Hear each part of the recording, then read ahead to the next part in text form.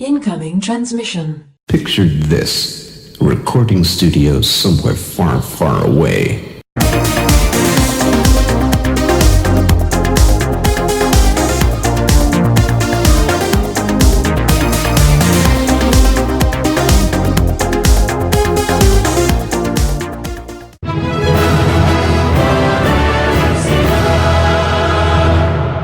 Welcome, Watchers of Illusion, to my Castle of Confusion on the 17th of June. I'm looking at Primal Rage on the Super Nintendo today. It was developed by Probe Software and released in 1995 in the EU. I believe it was 94 in the States. And, here's a... I guess this is an intro of sorts. Well, that's it. Okay, so let's crack on with the show. I apologise for lack of reviews last week. We've had a bit of a... so we say, a bit of a hard week in the family. Unfortunately, we lost somebody very close to us, and it's been one of those weeks. So I'm hoping that everything will sort of like come back to normal this week. And I don't know. I just thought I'd just kick off with a game that I remember buying and being bitterly disappointed with, and I'm just going to see whether or not my rose-tinted glasses have firmly fallen off, or whether they are still, still attached to my head. I hated this game when I first got it. The combat system is weird, but we'll get on to that in a minute. Well, let's have a look at the graphics first. I mean, they're very washed out. The colours are very meh. Yes, very meh. The UI is all right as well, with the health bars at the top there. I mean, it's a fighting game. It's not going to be fantastic, is it? But I think Killer Instinct was out around the same time as this, and I think that kind of put it to shame a little bit, which is, it's a shame in itself, because this had such potential. I mean, who wouldn't want to play as big dinosaurs kicking the crap out of each other? The only thing I think really that lets it down, it's one of the things that lets it down, is the fact the characters are so small.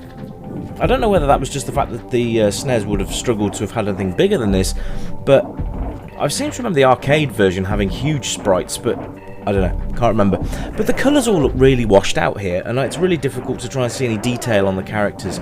And it's really difficult, actually, to pull off any bloody moves. Anyway, the sound is a bit meh for the SNES as well, to be honest. It's kind of a pit fighter situation, I think, where it should have been better than it was. It wasn't really marketed properly either. Yeah, Atari did the original arcade release, which is interesting. You got some gorillas here. I think there's two. There's Chaos and then there's Blizzard, and they're both practically the same, just different colours. You also get your mirror mode and all that stuff. Now you can see the little worshippers there. They do run into combat. Now you can eat them, or you can bash them around the screen, but I can't remember how to do it. Now you'll see there's a big splurge of blood up in the top right hand corner. When you actually attack your opponents, you start to build up this, well, you're sort of draining their life force, I suppose. So they essentially have a heart attack when you actually get to kill them. The controls are fairly okay. The buttons are responsive anyway, but there's not a lot of attacks. Even the shoulder buttons just mirror some of the attacks as well. So it's not fantastic. I like the fact I do believe it's a stop motion animation with the characters though, which is always impressive because that takes a lot of hard work to do in the first place. But it got a bit lost, I think, especially with the sort of Street Fighter 2 on the SNES already being available, and that kind of kicked everything's ass at the time. But yeah, Killer Instinct I think was much better received than this, and I've just had my butt handed to me by a big monkey. There's a joke somewhere there, isn't there? Go try and refrain from spanking the monkey. It had to be said. Sorry, sorry guys. Okay, so sound and music. It's all right. It's not anything to write home about, but it's all right. It's not genius, is it? It's just thump thump and a few roars, really. Playability, it's a fighting game. It's always going to be fun with more than one of you. If you've got a friend, an extra control pad, you're going to be well away. But seriously, one player, it's a bit it's uninspiring. playability, I would say this was probably, I would say rent this one. This wouldn't be a buy this now title by any means. The arcade was much better than this, by the way. The Mega Drive version, absolutely waste of time. I think the SNES did an alright job, but it just needed to be more arcadey. This just isn't. It's a little sluggish as well, which doesn't help. But I mean, you know, you've got your, you've got sort of like, you've got jump, which is up on the controllers, by the way. I don't know why. I mean, the SNES has got 6 buttons. I don't know why they needed to put jump as up. But you can see how easy it is to win. I can just jump around and kill them. I mean, it's quite easy. There's no sort of tactics needed. As for special moves, now I've had to research this because I hadn't got a clue how to pull off any kind of moves on this. I was assuming it would be sort of a Street Fighter affair, and as you can see here, I'm smashing the buttons and just jumping around and doing what amateurs do. You know, they're the kind of people you're a professional, you've had loads of goes on a game, and then your mate comes along, never played it before, and just kicks you to death. You know the kind of person I'm talking about. We've all got a friend that does it, or has done it.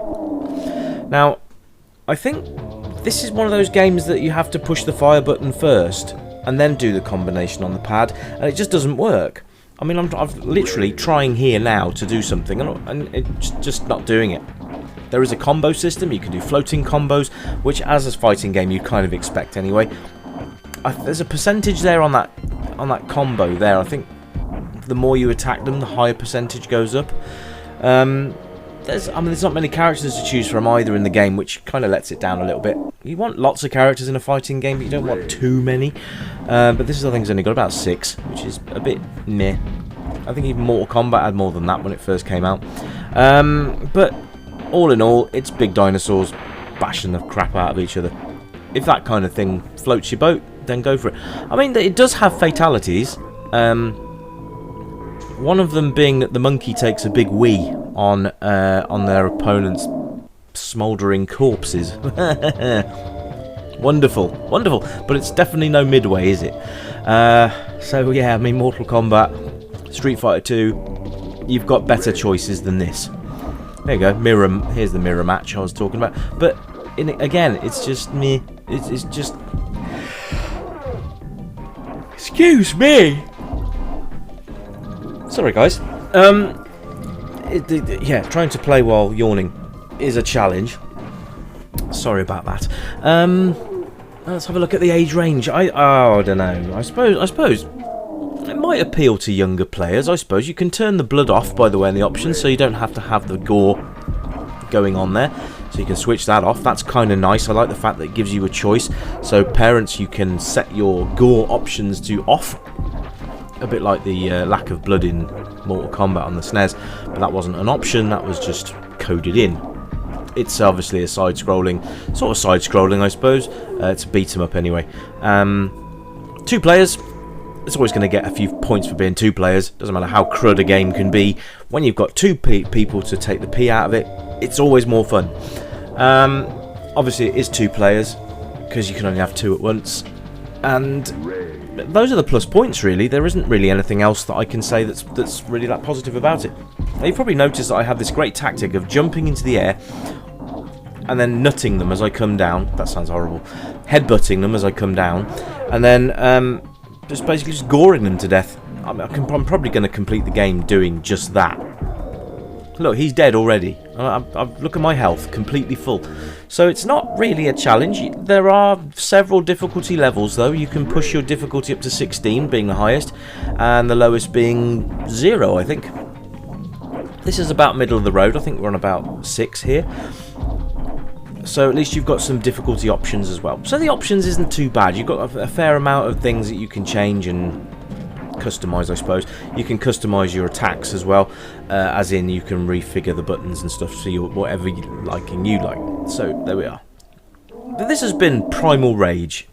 A big letdown as far as I was concerned. Even now, it's as bad as I remember it. But maybe there's people out there that enjoyed this. Remember, this is only my opinion. If you guys enjoyed this game, please tell me why you enjoyed it, because I'm struggling. I mean, did you play it? Did you play it on the SNES? Did you play it on the arcade?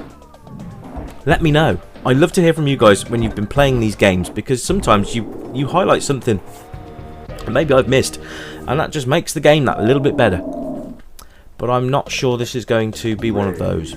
There we go. I mean, that Tyrannosaurus Rex thing looks like the Chewits monster from the old adverts. You're going to have to Google that or YouTube that and have a look, because you're not going to know what I mean. But anyway, this has been Primal Rage. I pretty much finished it in this whole review, so it doesn't take a lot. So if you like short games, well, this one's right up your street. Here we go. There we go. I've completed it. Hurrah! Right, guys, that's enough from me. I will see you again very soon for a brand new review, and I hope you've enjoyed this one. I will see you again soon. You keep it retro, and as always, bye for now!